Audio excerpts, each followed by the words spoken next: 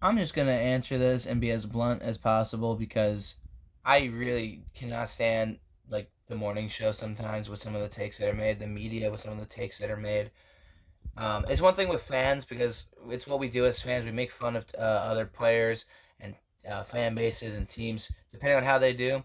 Like I was not mad to see NFL memes clowning on Hurts last night. I was not mad seeing Cowboy fans coming in or 49er fans coming in talking their stuff because it's what we do. It's how the NFL goes. That's what we do as fans interacting with other fans. That's what we love to do so much. That's what makes rivalries the best. However, people within the Philly media sometimes really get on my nerves, and my God, do I miss Angelo Cataldi and the original 94 WIP morning show because, and it's not even Joe DeCamera this time around. John Ritchie came out today, and if you want to see the post that I'm talking about, go on to the 94 WIP morning show Instagram. You'll see what John Ritchie said about Jalen Hurts, and I'm just going to paraphrase, lightly quote it right now. He said that Jalen Hurts has regressed and that he is the main problem in why the Eagles lost yesterday to the Jets. And this is absolutely untrue, false, not correct. The whole offense didn't execute very well, no, but you know what's the problem with yesterday's game was the game plan of coming out and saying, oh, backup corners, let's just attack them the whole game. Let's just not run the football. Let's just not set the tone first on the ground like we do. We run the ball better than any team out there. The only teams in competition are the 49ers. That's about it. And Christian McCaffrey, hopefully he's okay.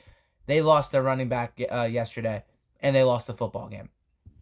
That happens. The Eagles, we didn't lose running backs and lose our games because of that. We just did not run the ball whatsoever and said, Hurts, throw 45 to 50 times.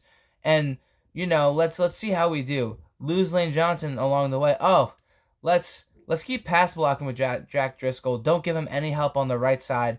And just see what happens. And, again, all the jokes aside of, Hurts running for his life behind the best offensive line, all the jokes and all that, it's fun. It's whatever. Lane Johnson goes out, the Eagles offense craps the bed. We know how this goes. It's happened many, many years in the Eagles' history with Lane Johnson being here. He is one of the biggest reasons why we are successful up front. Lane Johnson, Jason Kelsey, and Jordan Mailata. Those are your anchors on that offensive line. You lose one of them, and your offensive line is not going to work the same. And I don't quite understand the lack of, not even a lack of, just the no attempt to run the football yesterday against a Jets defense that if you look up the stats, you look it up on what people have said on social media, Pro Football Focus, they're the 26th ranked rush defense in the NFL. And the Eagles made no attempt to run the football unless if it was a quarterback design play for Hurts to run. That makes no sense whatsoever.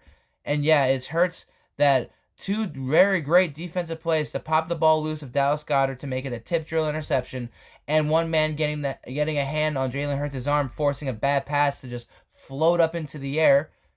Those two were definitely on Jalen Hurts. He regressed so much because the defense blitzed the crap out of us from the right side and managed to get home to Hurts, when it mattered most. The only interception that was Hurts' fault was when he stared down Dallas Goedert in the fourth quarter that led to the touchdown. That was absolutely his fault. But the team shouldn't have been in that position. Devontae Smith dropped the pass wide open. Could have been a big gain that led to a potential scoring drive in the third quarter. But no, we ended up stalling after that because after he dropped that pass, easiest pass he'll ever get in his life, Hurts got sacked. And then we went 3-and-out. And then after that, the offense wasn't able to do anything whatsoever, and we did not run the football. Not once did we run the football in the third quarter, or at least for meaningful yardage on a first or second down where we're trying to set the tone. At the end of the day, I fully 100% blame coaching.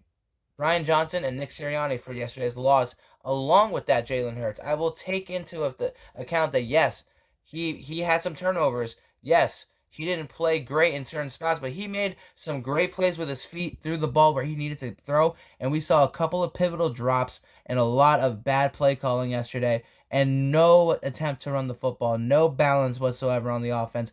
You do realize that whenever the Eagles throw more than they run, they typically lose the football game, right? And we've only lost 2 games in the past 26, 27 games.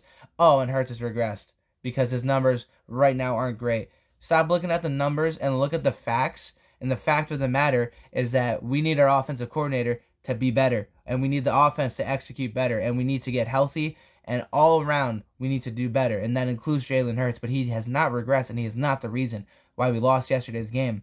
That needs to get away from whatever media wants to say that, because it's absolutely not true, and it's so dumb that that's what people are saying right now. It's ridiculous. And John Ritchie, you of all people who never talk and let Joe DeCamara spew his nonsense, you should not be talking like that. A former Philadelphia Eagle, that's just, I don't know. I don't get it.